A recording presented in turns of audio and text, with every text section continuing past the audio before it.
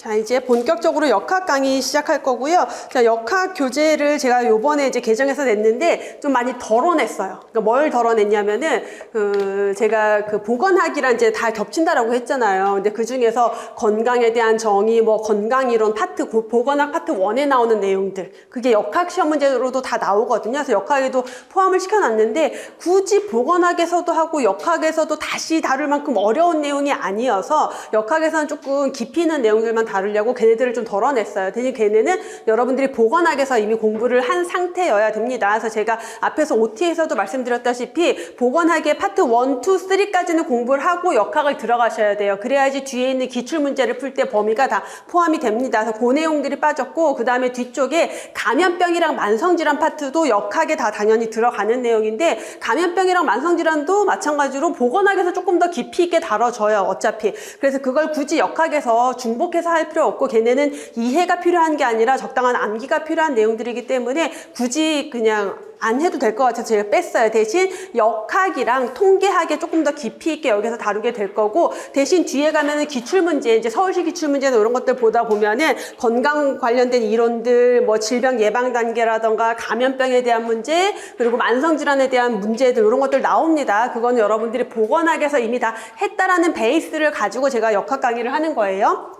그래서 교재가 많이 가벼워졌어요. 그래서 역학에서는 이제 역학과 보건 통계에 대해서 조금 더 깊이 있게 들어간다라고 보시면 되고, 제가 교재에는 단원별로는 간단하게 뭐 이제 확인학습 문제 정도가 있고, 뒤쪽에 보시면은 단원별 기출 문제 있어요. 그래서 역학이랑 보건 통계에 대한 기출 문제들이 쭉 들어가 있고, 마지막에 서울시에서 문제가 공개되고 있기 때문에 이 공개된 문제들로만 해서 우리가 그냥 한 회의 시험을 보듯이 해서 한 회의 시험에 이런 식으로 문제가 나온다라는 걸 연습하는 개념으로 정리가 될 거예요. 그래서 이 역학 강의 안에서 기본적으로 기본 이론 정의, 그다음에 문제풀이, 기출 문제, 그리고 이제 시험 연습까지 다 할 수 있도록 해서 올인원이다라는 강의 이름이 붙어 있는 거고, 우리가 보건연구사 시험, 이게 사실 역학에서의 특징이 아니라 보건연구사의 시험, 아마 여러분들이 시험 준비를 하면서 한번 시험이나 봐볼까 해서 기술직이나 이런 데 시험을 한번 보러 가보면요 너무 이렇게 굉장히 다른 느낌이 들 거예요. 그래서 기술직 시험 같은 경우는 우선 시험지가 조금 이렇게 여유 있어. 빈 공간이 이렇게 있어요.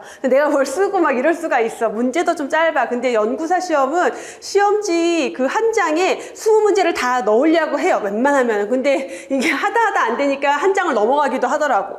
근데 그 한 장 안에다가 빈 공간이 없게 글씨가 꽉 차 있게 나와요. 그만큼 지문이 길어요. 그러니까 그 말은 읽는데 시간만 해도 엄청 많이 걸려요. 그래서 기술직이나 보건직 같은 경우는 시험을 보통 한 5분 안에 20문제를 다 풀고 그 다음에 걔네들을 검토하고 이럴 시간이 있는데, 연구사 같은 경우는 사실 그 시간 안에, 주어진 시간 안에 문제를 푸는 것만으로도 약간 벅차게끔 문제가 출제가 됩니다. 그래서 이제 문제 유형을 보면은 질문이 너무 길어요. 그래서 질문 자체가 너무 기니까 이 질문에서 뭘 원하는 건지를 찾기 위한데 읽는 데만 시간이 많이 걸리고 해서 시간적인 압박을 주기도 하고, 질문은 짧은데 선택지가 되게 길다거나 이런 문제들, 그 다음에 계산 문제 당연히 굉장히 많이 나오고요. 그래서 계산 문제도 이제 보건직이나 기술직 같은 경우는 그냥 나누기 곱하기가 딱 떨어지는 이렇게 심플한 계산인데, 연구사 시험 문제는 다 소수점까지 나오는 막 이런 계산 문제가 나와요. 그래서 계산 문제들 많이 나오고, 그 다음에 연구 사례 분석 문제 많이 나옵니다. 그래서 실제 이런 연구가 있었다. 그래서 이렇게 연구를 진행했고 이런 결론이 나왔는데 뭐 여기에서 어떤 바이어스가 있느냐, 이건 무슨 연구 기법이냐, 이런 식으로. 그래서 단순히 암기를 해서 풀 수 있는 문제들이 아니라 역학이나 통계학에 대한 이해가 되어 있어야지 그 상황을 보고 판단할 수 있는 그런 류의 문제가 많이 나옵니다. 당연히 역학이나 통계학적인 개념들을 이제 예시를 통해서 문제를 출제를 하겠죠. 그래서 이건 지금 여러분들 풀어볼 문제 아니고 이런 식으로 나온다라는 거예요. 한 문제 안에 지문이 이렇게 길어요. 근데 이 지문을 나중에 여러분들 풀어볼 거지만 쭉 읽어보면은 진짜 별 내용 하나도 없어. 사실 이 문제는 A형 간염은 역학적 삼각형 모형에 따라서 적용을 해봤을 때 원인이 뭐냐? A형 간염의 원인이 뭐겠어요? 바이러스겠지. 얼마나 말도 진짜 요거 하나가 문제인데 그냥 지문만 길게 해놓는 거예요. 그래서 이런 것들을 빠르게 읽고 문제가 뭔지를 판단해서 시간을 내가 줄이는 연습이 굉장히 필요합니다. 자, 그 다음에 마찬가지로 이런 식의 문제들에서 지문이 되게 길어서 읽는데 시간인데 얘 같은 경우는 되게 심플한 건 아니에요. 이 내용들을 결국 다 읽어봐야지 이 연구에서는 어떤 바이어스가 있구나를 판단해야 되는 문제로 나오기도 해요. 그래서 무조건 맨 밑에만 딱 읽는다고 되는 게 아니다라는 거서 빠르게 읽고 잘 파악을 하셔야 된다라는 거. 자, 그 다음에 선택지가 긴 문제. 질문은 짧지만 선택지 하나하나가 되게 길어요. 근데 여러분들이 생각하셔야 될 게 뭐가 있냐면 지문이 길어지잖아요. 그럼 문제가 조금 쉬워져요. 왜냐하면 출제위원 입장에서 생각을 해보면은 긴 지문을 생으로 만들어서 지문을 내는 경우가 잘 없어요. 그 문장을 창작을 해야 되잖아요. 그러다 보니까 있는 내용에서 단어 한두 개 좀 바꿔요. 그러니까 꼼꼼하게 읽어보다 보면 거기에 틀린 단어들이 있어요. 그걸 찾아내시면 되는데 여러분들이 그러니까 요즘 여러분들 MZ세대라고 하는 여러분들의 특징이 긴 지문을 집중해서 끝까지 읽고 가지 못하는 문제가 좀 많아요. 그래서 본인 스스로 를 생각을 해봐야 돼. 내가 그런 집중력이 떨어진다라고 하면은 이런 것들에 대한 연습이 굉장히 중요합니다. 왜냐면 읽으면서 앞쪽에 틀린 내용이 있었어. 근데 읽으면서 까먹어. 걔가 틀렸다는 거. 그리고 뒤에 내용이 맞아. 그럼 오케이 맞는 거 이러고 넘어간단 말이에요. 자, 그래서 여러분들이 이런 문제가 나올 때는 꼭 뭐 해야 되냐면 체크하면서 하셔야 돼요. 쭉 읽으면서 틀린 단어가 있으면 거기에 대한 분명한 체크를 동그라미를 쳐놓든 X표를 쳐놓든 V표를 쳐놓든 그렇게 해서 틀린 것들을 꼼꼼하게 챙겨 보셔야 된다라는 거. 자, 그다음에 계산 문제. 이거는 지금 해보진 않을 거야. 이런 식으로 계산 문제가 나온다라는 거고요. 자, 그다음에 계산 문제인데 이렇게 표로 나오면 조금 더 쉬워. 그래도 표에 우리가 구분이 딱 되니까. 근데 표가 아니라 이 표로 만들어야 될 것을 이런 식으로 구구절절 써가지고 그래서 이럴 때는 명확하게 숫자에 대해서 정확하게 옆에다 기록을 해놓고 체크를 해놓고 계산을 하셔야 되는 문제들이 출제가 되고요. 그다음에 연구 사례 같은 것들. 그래서 실제 연구 사례를 쭉 적어놔요. 그다음에 이게 무슨 연구 기법이냐 또는 연구 사례를 쭉 적어놓고 여기에서는 어떤 바이어스가 발생할 수 있는지를 고려해야 되냐 이런 유형들의 문제들 결국은 이해가 되어 있지 않으면 풀 수 없는 유형의 문제가 나온다라는 거고 통계학적 개념을 예를 들어서 우리가 민감도가 뭔지는 알아. 근데 그거에 대해서 이렇게 그림을 그려놓고 이제 민감도에 대한 이런 해석할 수 있는 능력이 있느냐 그러면 결국은 이런 그림은 우리가 이론으로 배우는 게 아니라 민감도, 특이도, 타당도 지표에 대한 개념을 가지고 있을 때 이걸 보고 판단을 해야 되는 거예요. 결국은 내가 공부를 할 때 그냥 외워서 할 수 있는 시험이 아니라 굉장히 완벽하게 이해가 되어 있어서 내가 이걸 누군가에게 설명해 줄 수 있어야 돼요.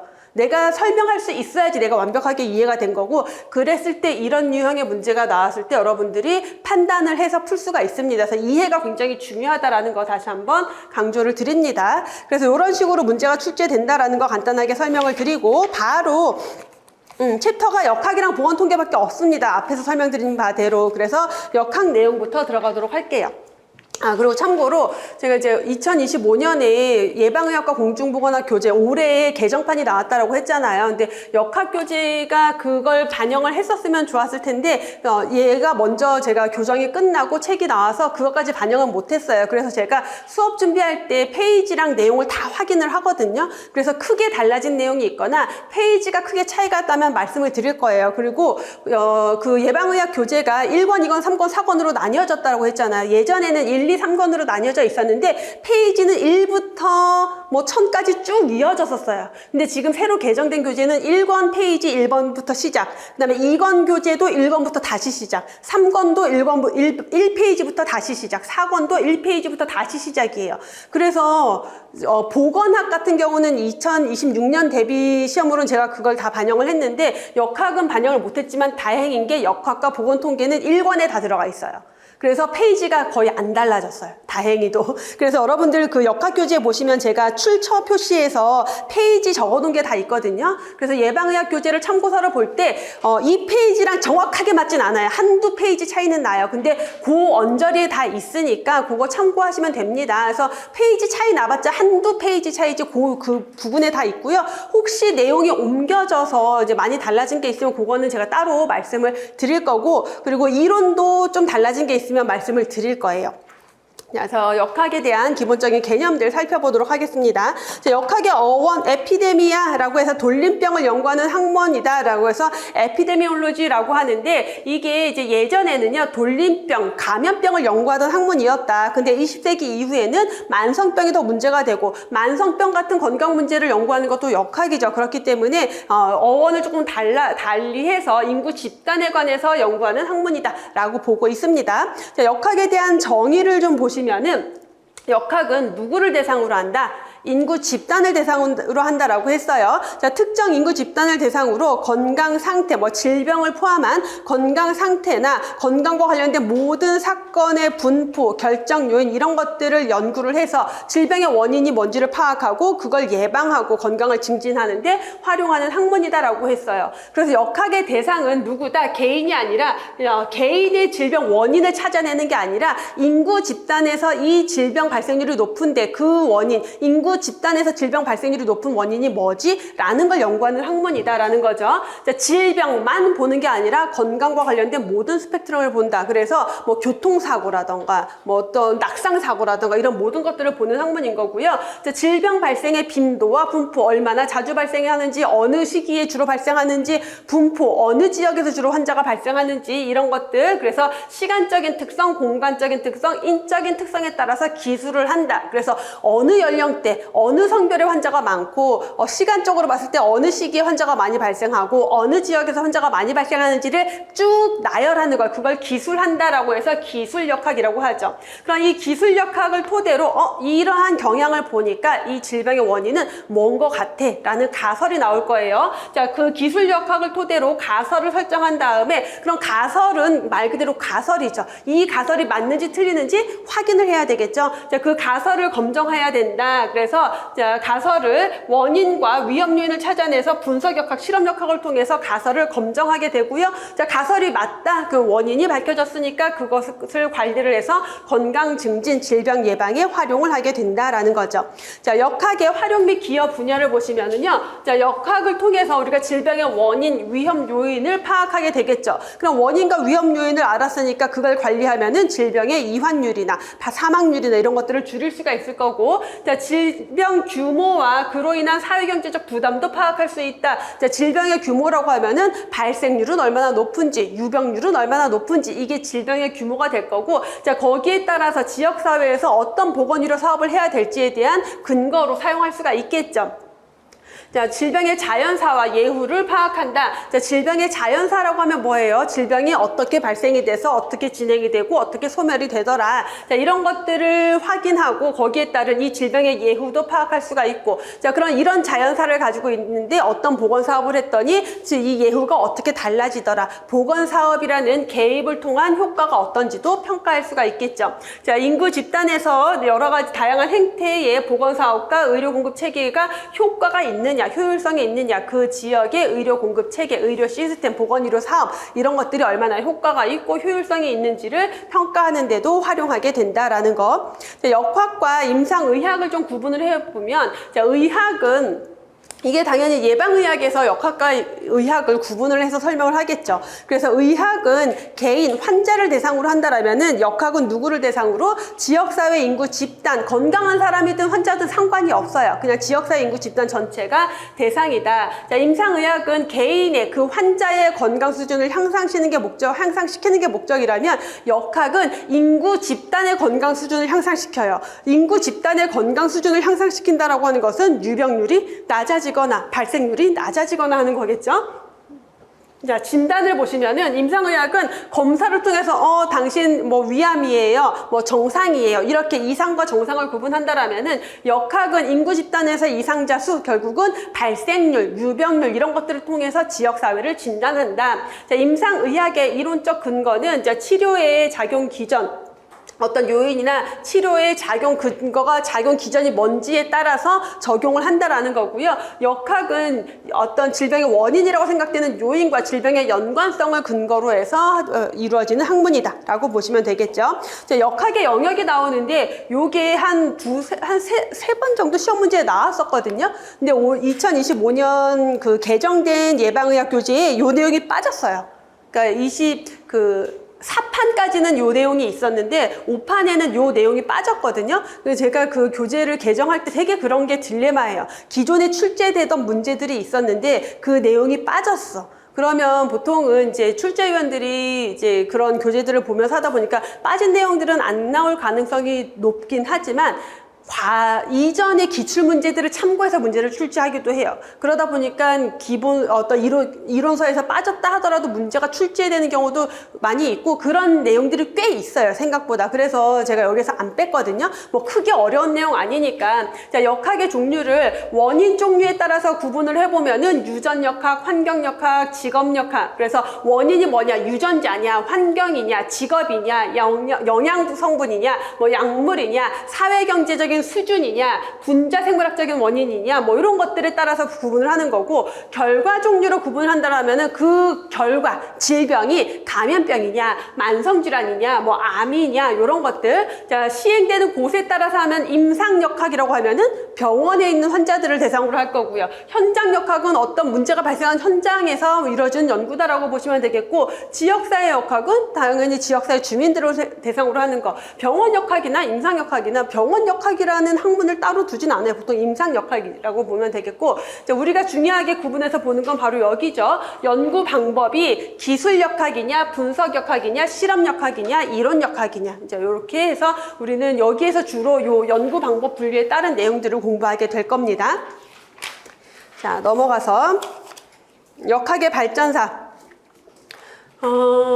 우리가 공중보건의 발전사, 역사가 있고요. 역학의 역사가 있거든요. 여기서 많이 겹치긴 해요. 근데 이게 이제 사판에서 이게 개정이 되면서 이런 식으로 고대기, 중세기에 역학 개념이 성립되기 전에는 어떤 업적들이 있었는지 이렇게 구분이 되고 있는데, 자, 고대, 중세기에 역학에 대한 개념이 성립되기 이전이다라는 거예요. 그래서 우리 그 보건학에서, 보건 계열에서의 역사의 가장 시작은 거의 대부분 히포크라테스부터 시작한다라고 보시면 돼요. 그래서 히포크라테스는 환경이 질병과 관련이 있다라고 주장을 했다, 이미 고대기부터. 자, 그래서 뭐 공기, 물, 햇빛 이런 것들이 질병에 관여한다라고 봤고요. 자, 전염병, 풍토병 이런 환경 문제를 질병의 원인으로 고려를 했다라는 것. 그래서 지금 우리가 기술역학에서 결국은 뭐 지역적인 특성 이런 것들을 보잖아요. 그런 것들에 가히 그 기초가 된다라고 보시면 되겠고, 프라카스토로 하면은 최초의 눈에 보이지 않는 종의 존재를 제시한 사람이 프라카스토로라고 하거든요.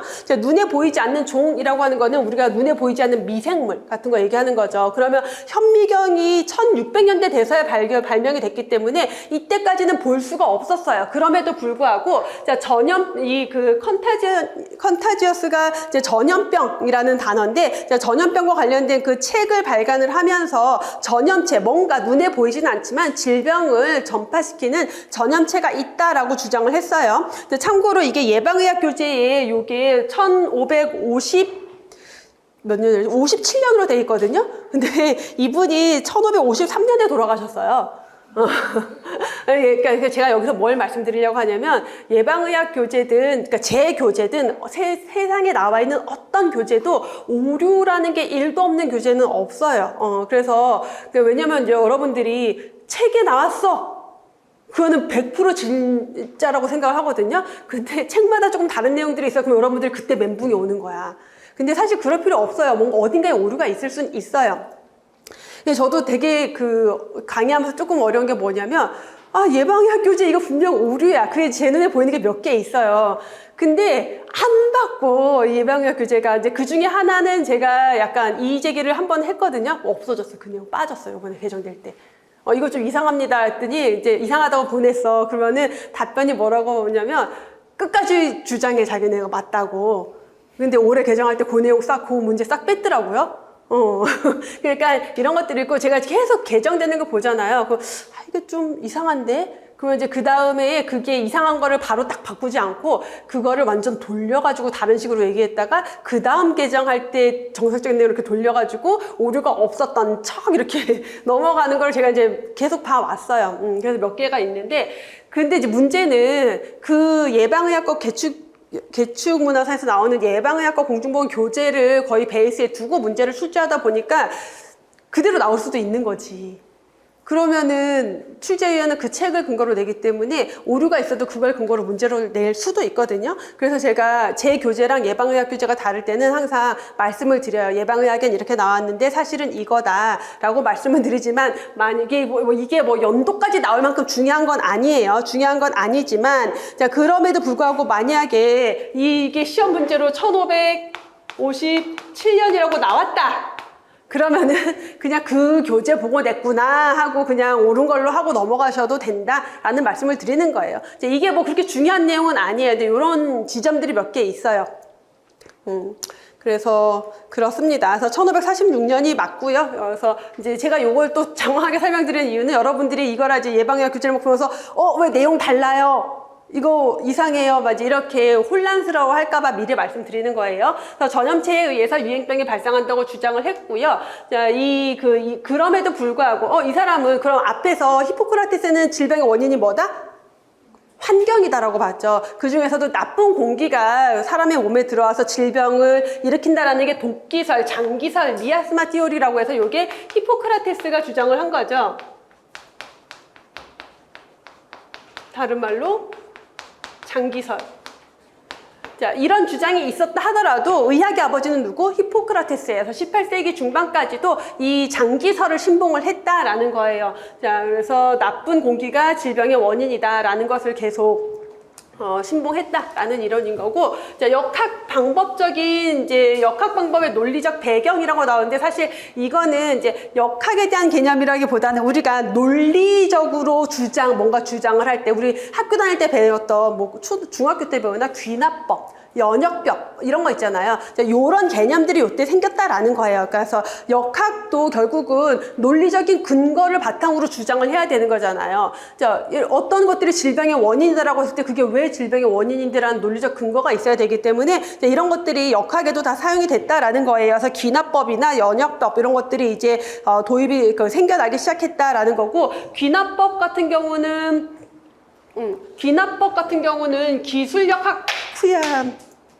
기술역학 방법, 아이고 왜 이래 난리가 났네.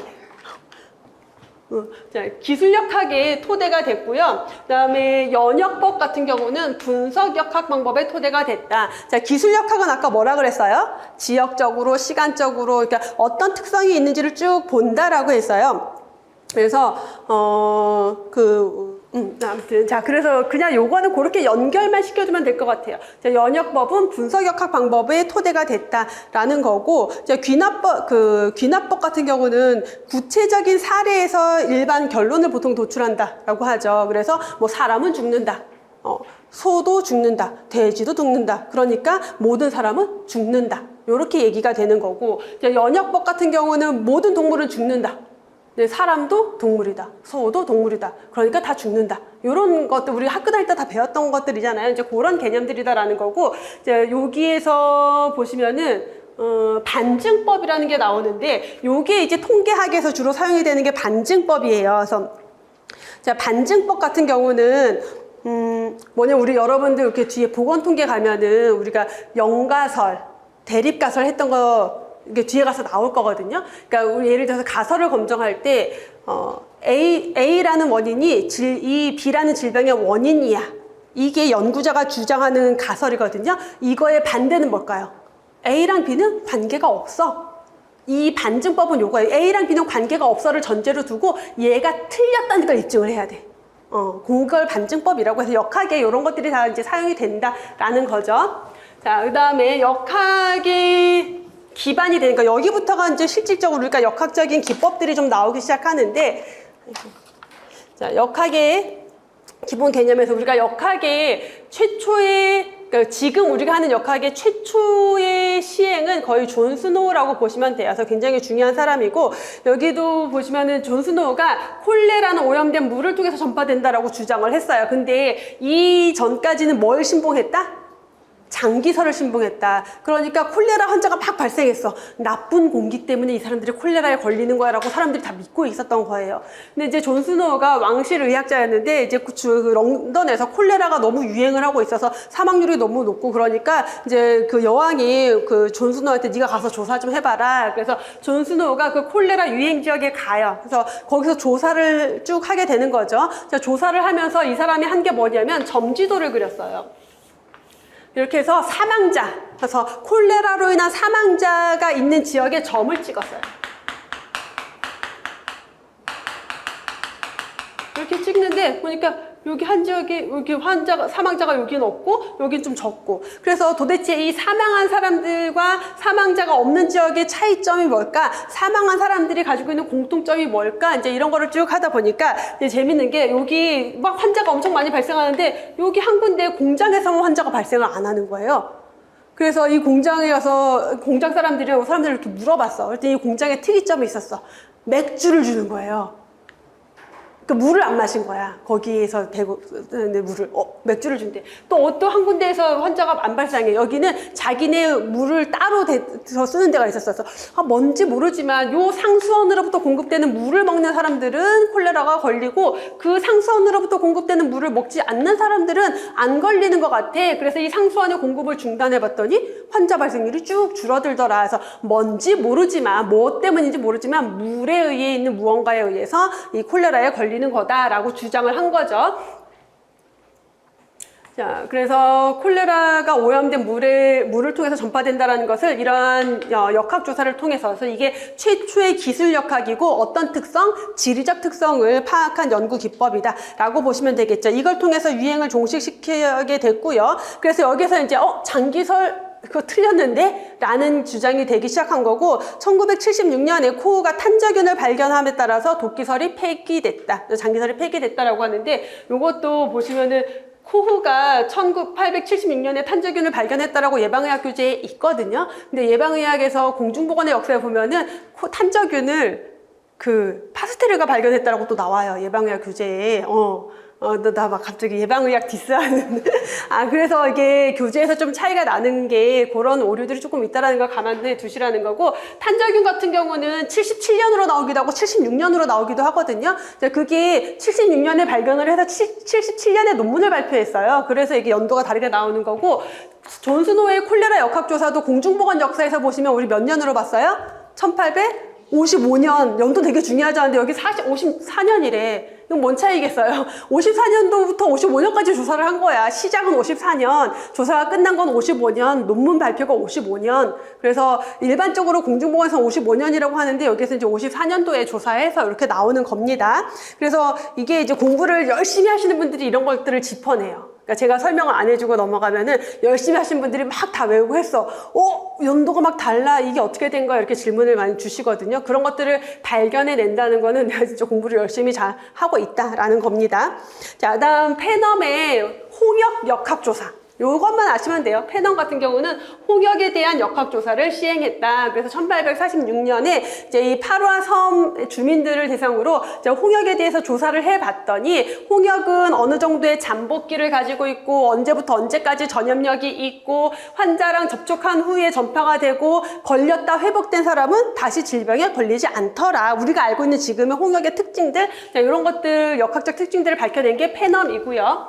자, 그 다음에 이제 실질적으로 학문적 기반이 확립이 된 거, 기술역학은 이제 우리가 존 그란트 하면은 누구? 보건통계의 아버지라고 했죠. 그래서 1866년이 최초의 보건통계, 영국 시민 런던에서 출생과 사망에 대한 통계를 발표하면서 최초의 보건통계를 했고, 이제 이게 기술역학의 하나의 시초다라고 보시면 되겠고, 영국 통계청에서 파라고 하는 사람이 질병 분류 방법을 개발을 해서 여기 후에 국제 사망원인 목록 작성에 이제 사용이 됐다라는 것들. 그래서 역학의 보건통계 기법들이 도입이 됐다라는 거고요. 자, 비교 집단에 대한 개념에서 라마치니가 나오고 포트가 나오는데, 라마치니 하면은 노동자 질병론, 그래서 산업보건의 아버지라고 했는데, 수많은 직업군들의 질병을 연구하다 보니까 유독 수녀들이 유방암에 많이 걸리더라. 그래서 수녀와 일반 여성의 차이가 뭘까를 이제 생각을 해봤더니 수녀들은 독신 생활을 하잖아요. 그게 특징이잖아요. 일반 여성과의 차이가. 그래서 결혼을 하지 않고 출산을 하지 않으면 유방암 발생률이 더 높아지는 게 아닐까라는 가설을 제기했다라는 거고, 자, 포트 같은 경우는 영국 런던에서 굴뚝 청소부. 이제 예전에는 환기 시설이 없으니까 다 굴뚝이 있었는데 굴뚝이 좁잖아요. 그러니까 성인들이 가서 근데 굴뚝에 계속 매연이 쌓인단 말이에요. 막히죠. 거기를 주기적으로 청소를 해야 되는데 성인들이 들어가기에는 굴뚝이 너무 좁아요. 그래서 요때 누가 주로 10대의 남자아이들이 굴뚝 청소하는 일을 했었어요. 근데 그 10대 그 어린 남자아이들한테 음낭암 사망률이 굉장히 높은 거예요. 사실 10대, 20대 그 어린 나이에는 음낭암이라는 게 걸릴 이유가 없어요. 근데 이걸 보고서는 뭔가 원인이 있나 보다라고 생각해서 이제 역학조사를 했다라는 거예요. 그래서 라마찌니 같은 경우는 이게 지금 완벽한 환자 대조군 연구, 완벽한 코호트 연구는 아닌데 위험 요인에 대한 가설을 세운 거잖아요. 독신 생활이 원인이 아닐까? 그래서 위험 요인에 대한 접근을 해서 비교를 했다라고 해서 환자 대조군 연구의 형태라는 거지 실제 환자 대조군 연구라는 건 아닙니다. 자, 포트 같은 경우는 자, 그 노출 집단에서 굴뚝 청소부냐 아니냐 요걸 가지고 비교를 했다라고 해서 코호트 연구의 형태로 볼 수 있다라고 하는 건데 이것도 명확한 코호트 연구는 아니에요. 그래서 그냥 요런 식으로 정도만 표현이 되는 걸로 보시면 되겠고요.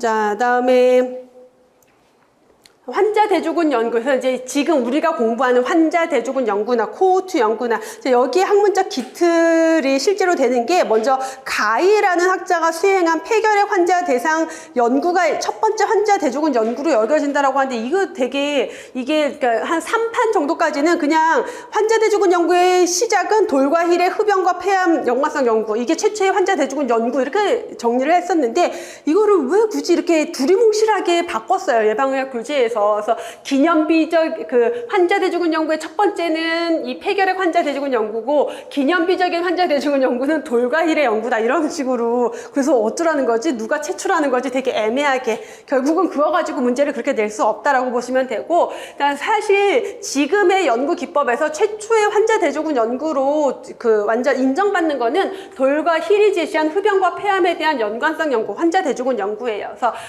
폐암 환자랑 대조군 폐암 환자 1465명과 짝짓기한 대조군, 명확한 환자 대조군 연구죠. 이 사람들과 짝짓기한 대조군을 두고 비교를 해봤더니 이 환자들은 대부분 과거 흡연자였더라라고 해서 흡연이 폐암의 원인이라는 걸 입증을 해요. 근데 이게 1950년이잖아요. 이게 이제 거의 첫 연구다라고 보시면 돼요. 흡연이 폐암의 원인이다. 그랬더니 얼마나 많은 담배 회사들이 들고 일어나겠어요. 그러면서 되게 많이 공격을 받는 거야.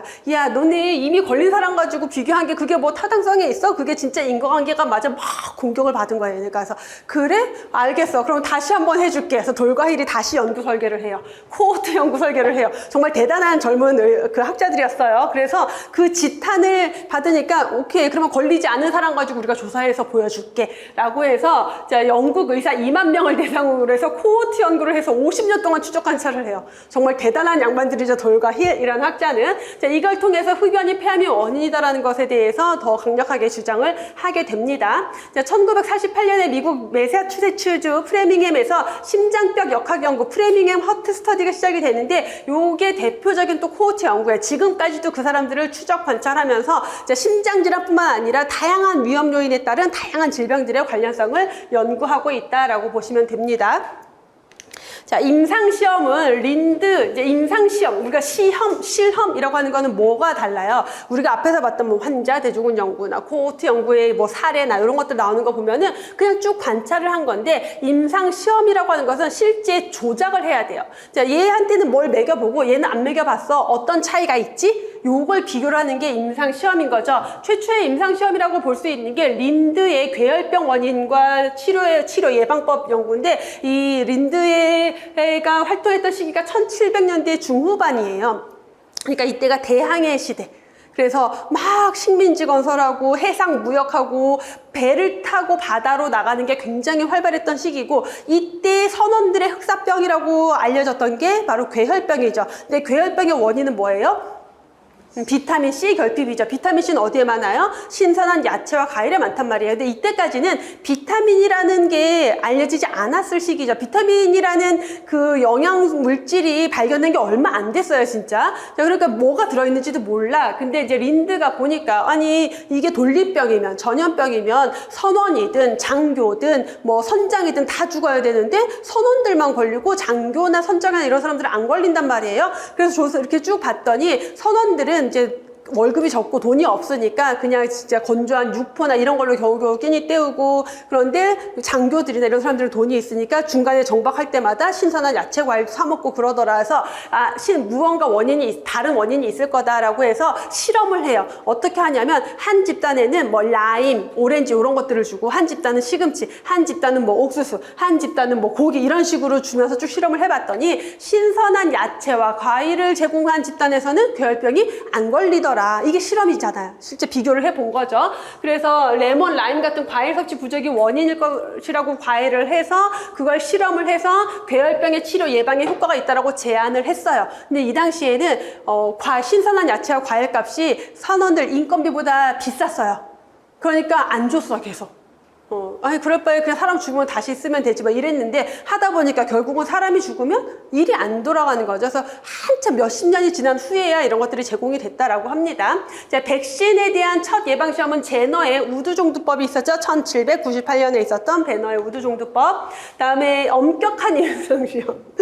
그래서 이게 이제 또 엄격한 임상시험, 그러니까 제대로 된 임상시험은 요게 처음이다라고 하는 거예요. 그래서 폐결핵에 스트랩토마이신이라는 항생제가 효과가 있는지를 시험을 했다라는 거고, 기념비적인 백신 예방 시험은 소아마비 소크 백신, 사이크 뭐죠? 소아마비 사백신이 우리가 사이크, 제가 기억하기 쉬우라고 사이크라고 했지만 이제 보통 소크라고 부르거든요. 이 소크가 사람 이름이에요. 그래서 소크라는 사람이 소아마비 백신에 대한 실험을 했어요. 그래서 지금의 임상시험처럼, 그래서 제대로 실험군 대조군을 두고 이중 맹검법을 하고 뭐 해서 적용을 했더니 그 예방접종을 했을 때 발생률이 50% 정도 감소하더라. 그래서 이게 기념비적인 소아마비 백신 무작위 평행 설계 예방 시험이었다라는 것까지가 역학에서의 주요 업적들이다라고 보시면 되겠고요. 자, 질병 발생의 다요인설로 넘어가서, 자, 질병 발생의 원인들. 자, 다요인설이라고 하는 것은 질병 발생의 원인은 하나가 아니라 여러 가지다. 그래서 질병의 여러 원인들, 여러 요인들이 작용해서 질병이 발생한다라는 걸 설명을 하고 있는 거죠. 자, 질병이나 건강 형상에서 필요와 충분 조건을 모두 만족하는 원인이나 요인이 있는 경우는 거의 없다. 자, 필요와 충분 조건을 모두 만족한다라는 건 뭐냐면, 이 질병에 걸리려면은 이게 그 B라는 질병에 걸리려면은 A라는 요인이 반드시 있어야 돼요. 그 다음에 이 A라는 요인만 있으면 무조건 질병에 걸려. 그러니까 반드시 있어야 되는 건 필요 원인이고, 충분 원인은 A에만 노출되면 반드시 질병에 걸려. 이런 원인이 있을까? 거의 없어요. 거의 없어요. 예를 들어 결핵. 자, 결핵에 걸리려면 결핵균이 반드시 있어야 돼. 이건 필요 원인이에요. 근데 결핵균에 감염됐다고 무조건 질병에 걸리나? 안 걸리는 경우도 되게 많아요. 내가 건강하면 잘 안 걸리거든요. 충분 원인이 되지 못해요. 또는 이제 흡연, 뭐 음주, 묶어서 얘네들이 다 합쳐져서 고혈압을 일으켰어. 그럼 고혈압의 충분 원인인데, 흡연이 있다고 반드시 고혈압에 걸리나? 흡연이었으면 절대 고혈압에 안 걸리나? 그건 아니잖아요. 충분 원인은 돼도 필요 원인이 되지 못하는 경우도 많아요. 이 두 개가 같이 있는 경우가 잘 없다라는 거고, 요 필요 원인과 충분 원인은 뒤에 가면 다시 나옵니다. 그리고 감염 질환 같은 경우도 이제 병원체가 명확하게 밝혀져 있는 감염 질환 같은 경우는 필요와 충분 조건 모두 만족하는 경우가 있죠. 예를 들어서 감염되면 100% 걸려. 근데 이거 없이는 절대 안 걸려. 홍역. 95% 정도 걸리거든요. 필요 원인이면서 홍역을 일으키기 충분해요. 충분 원인이죠. 감염병 중에 이런 것들이 있죠. 그다음에 병인과 숙주, 그래서 환경, 이렇게 질병 발생에 관여하는 요인들은 보통 우리가 일반적으로 병인, 숙주, 환경으로 구분을 한다라는 거고, 자, 병인이라고 하는 것은 질병의 원인이라고 할 수 있는 거죠. 근데 이 병인은 환경에 포함되기도 해요. 환경에서 생물학적 환경에 미생물들이 들어가죠. 이런 식으로 중금속 중독이다. 그럼 이거는 그 환경, 물리적인 환경이나 뭐 화학적 환경에 또 들어가기도 해요. 자, 질병 발생에 없어서는 안 되는 필요 요소로 보통은 병인이 작용을 하게 되죠. 생물학적 병인도 있고 중금속, 농약 같은 화학적인 병인도 있고 고열, 그다음에 기압 이런 것들, 그래서 물리적 병인도 있을 수 있다. 결국은 환경과 병인은 합쳐져요. 환경의 병인들이 포함이 되고 걔를 따로 띄어서 병인이라고 하는 거죠. 자, 숙주 요인이라고 하는 것은 숙주 자체가 가지고 있는 유전적 소인. 그래서 유독 어떤 질병에 잘 걸리는 유전자들이 있어요. 자, 그런 것들을 유전적 소인이라고 하죠. 질병에 대한 감수성과 밀접한 관련이 있다. 그래서 똑같이 균에 노출이 되더라도, 그러니까 예를 들어 매년 쟤는 감기를 달고 살아. 매년 겨울 감기에 걸리거나 매년 겨울 독감에 걸리는 사람이 있는데 나는 살면서 독감에 한 번도 안 걸려봤어. 이런 사람들도 있거든요. 이런 것들은 기본적인 감수성이 다르다라는 거죠. 자, 암을 비롯해서 유전자가 역할을 하는 걸 되게 많이 밝혀져 있습니다. 사실 이게 유전자를 너무 강조해버리면은 너무 약간 우생학? 이렇게 가버리기 때문에 유전자가 이미 다 결정되어 있잖아. 그럼 뭐 내가 노력하면 뭐해? 난 어차피 질병에 안 걸리는데, 난 걸리는데. 이렇게 되기 때문에 많은 학자들이 이거 유전자의 중요성을 강조를 안 해요. 의도적으로 그런 게 있어요. 근데 대표적으로 유방암 발생에 있어서 브라카 유전자. 이 브라카 유전자 돌연변이가 있으면은요, 유방암 발생 가능성이 매우 거의 몇십 프로지? 굉장히 높아요. 50% 이상일 거예요. 그래서, 보통 이제 유방암의 원인이 한 3가지 종류가 있거든요. 그래서 그 호르몬 문제가 가장 많고, 그 다음에 유전자, 이 브라카 인덱스, 브라카 유전자라고 하는 유전자가 있는데, 요 유전자가 있으면은 웬만하면 걸린다라고 보시면 돼요. 그래서 되게 유명한 게 안젤리나 졸리가 이 유전자가 있어서 그냥 아예 전절제를 해버렸잖아. 예방적 차원의 수술을 한 거죠. 그래서 실제 만약에 누가 이제 유방암에 걸렸어. 그 진단을 받을 때 이 유전자가 있는지를 먼저 검사를 해요. 검사를 해서 만약에 내가 유전자가 있다. 그럼 나의 자매들도 추가로 검사를 해야 돼요. 내가 있으면 유전적으로 나의 자매들도 있을 수가 있기 때문에 이런 것들은 유전성이 굉장히 많이 입증이 되어 있는 내용들이다. 그다음에 과거 내가 노출된 요인들의 영향을 당연히 받겠죠. 그래서 과거의 식습관, 환경에서 성면에 얼마나 노출됐는지 이런 것들, 담배에 얼마나 노출이 됐는지, 자, 과거에 어떤 질병에 감염된 적이 있거나 예방접종 이런 것들도 면역에 영향을 주게 되겠고, 태아 시절에 자궁내에서 노출된 환경, 그래서 엄마 뱃속에서부터 내가 어떤 환경에 노출이 됐고 태어나서 엄마를 모유 수유를 했는지 안 했는지 이런 것들도 다 영향을 주게 되겠죠. 자, 그 외에도 뭐 연령이나 성이나 인종, 성격, 영양 상태, 사회 계급 이런 것들도 다 숙주의 요인으로 볼 수가 있겠고요. 자, 환경 요인.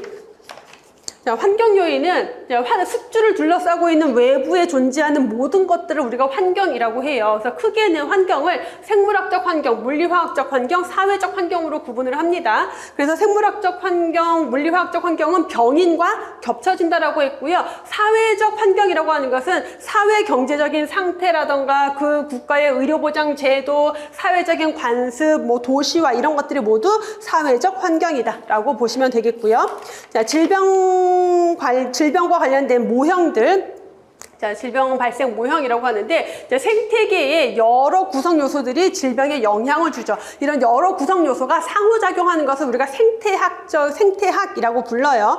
자, 그 모형들 중에서 가장 첫 번째, 역학적 삼각형 모형이다라고 하는 것은 질병 발생의 생태학적 모형 중에서 가장 널리 사용되는 모형인데, 병인 숙주 환경으로 질병 발생을 설명을 합니다. 그래서 우리가 보건학 공부할 때 우리 질병 건강 모형에서 생의학적 모형, 생태학적 모형, 사회생태학적 모형 이렇게 나누잖아요. 그 중에서 생태학적 모형이 뭐예요? 병인 숙주 환경으로 구분이 되죠. 그래서 병인 숙주 환경, 이 역학적 삼각형 모형은 그 생태학적 모형의 대표적인 모형 중에 하나다라고 생각하시면 되고, 우리 앞에서 그 보건학에서 공부한 생태학적 모형은 그냥 균형을 잘 이루고 있으면 건강, 균형이 깨지면 질병, 요렇게까지만 설명을 했다라면은 얘는 역학적인 개념으로 들어와서 조금 더 깊이 있게 들어가요. 그래서 평형이 깨졌을 때 질병이 발생하는 방향으로 균형이 깨질 수도 있지만 질병을 억제하는, 줄이는 방향으로 균형이 깨질 수도 있다라는 걸 설명합니다. 근데 얘는 병인 숙주 환경의 상호작용이기 때문에 병인이라는 게 명확한 질병을 설명하기에는 굉장히 적절하지만 만성질환처럼 특정 병인을 규정하기 어려운 질병은 설명하기 어렵다라는 거. 자, 맥마은의 거미줄 모형, 다른 말로 원인막 모형이라고 합니다. 원인막 모형.